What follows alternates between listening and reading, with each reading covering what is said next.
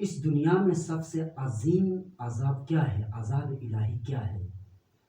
اگر پروردگار عالم اس دنیا میں کسی انسان کو عذاب دینا چاہے تو اللہ تعالیٰ کس طرح سے عذاب دیتا ہے؟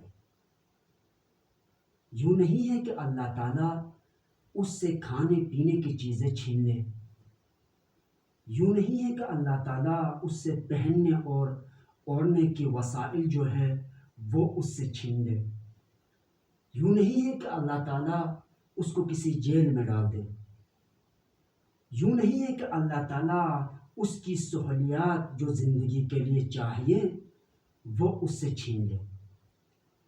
اگر خدا کسی انسان کو، کسی بندے کو اس دنیا میں اگر عذاب دینا چاہے تو سب سے عظیم اور سب سے سخت عذاب یہ ہے کہ اللہ تعالیٰ اس بندے کو اپنے بارگاہ سے دور کر دیتا ہے اور اس بندے کی دل سے لذت عبادت نکال لیتا ہے اور اس بندے کو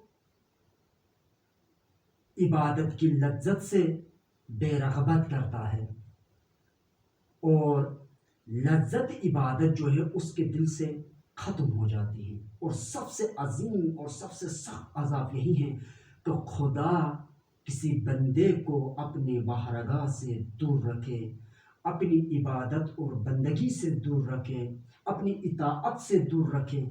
یہی سب سے سخت عذاب اور یہی عذاب الہی ہے ایک انسان کے لیے۔